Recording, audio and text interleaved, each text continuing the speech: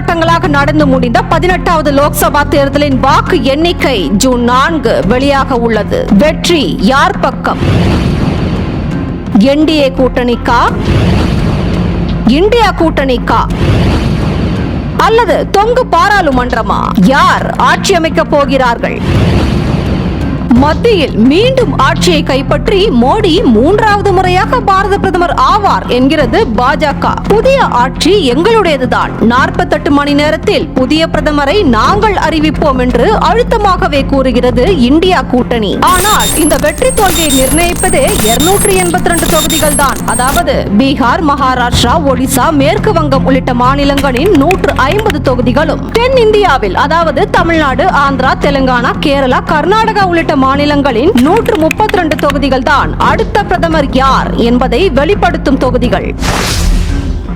இதில் பல அரசியல் வல்லுநர்கள், அரசியல் ஆராய்ச்சியாளர்கள், சில தொலைக்காட்சி கருத்து கணிப்பு ஏஜென்சிகள் சர்வே என்ற பெயரில் என்டிஏ கூட்டணிக்கு சாதகமாகவோ அல்லது இந்தியா கூட்டணிக்கு சாதகமாகவோ மாறி மாறி கருத்து கணிப்புகளை வெளியிட்டு வந்தாலும் எது உண்மை எது பொய் என்பது ஜூன் 4 வெட்ட வெளிச்சமாகிவிடும். சரி, ஒருவேளை என்டிஏ கூட்டணிக்கு முழு மெஜாரிட்டி கிடைக்கலன்னா என்ன நடக்கும்? இந்தியா கூட்டணியில சேராத கட்சிகளோட உதவிய நாடும். அதுல சக்சஸ் ஆகலன்னா இந்தியா கூட்டணியை உடைச்சு அதுல இருக்கிற கட்சிகளோட பேச்சுவார்த்தை நடத்தி யார் உடன்படுறாங்களோ, யார் ஸ்வீட் பாக்ஸ கைமாத்திக்கிறாங்களோ அவங்க ஆதரவோட என்டிஏ கூட்டணி ஆட்சி அமைப்பது உறுதி. ஒருவேளை இந்தியா கூட்டணி வெற்றி பெற்று ஆட்சி அமைக்க வேண்டிய நிலை ஏற்பட்டால் பல அதிகாரிகள் பந்தாடப்படுவார்கள், பல திட்டங்கள் மாற்றி அமைக்கப்படும். சிறையில் உள்ள எதிர்க்கட்சி அமைச்சர்கள், சட்டமன்ற உறுப்பினர்கள் விடுதலையாக வாய்ப்பு இருக்கிறது. எதிர்க்கட்சிகள் மீது அமலாக்கத்துறை, வருமானத்துறை நடத்திய திடீர் ரெய்டுகள் திசை மாறி வீசப்படும். நீண்ட நாள் நிலுவையில் இருந்த பல மசோதாக்கள் உடனே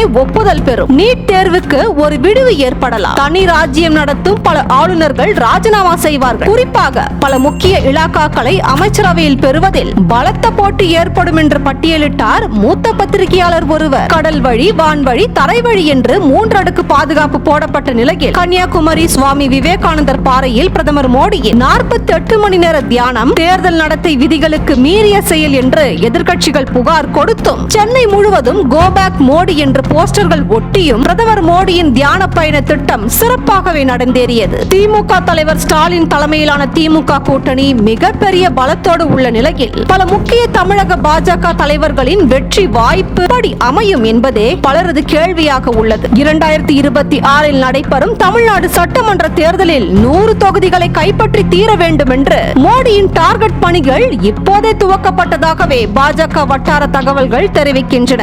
என்றாலும் லோக்சபா தேர்தலில் 543 தொகுதிகளில் போட்டியிடும் 8360 வேட்பாளர்களின் வெற்றி வாய்ப்பை சுமார் 100 கோடி வாக்காளர்கள் 7 கட்டங்களாக பதிவு செய்து முடிவு வெளியாகும் நாள்தான் ஜூன் 4. எக்ஸிட் போல் கருத்து கணிப்புகள் சாதக பாதகங்களை கொண்டிருந்தாலும் நிஜமான ரிசல்ட், மக்களின் விரல் நுனி வெளிப்பாடு ஜூன் 4 தான் என்பதே நிதர்சனம். நன்றி, வணக்கம்.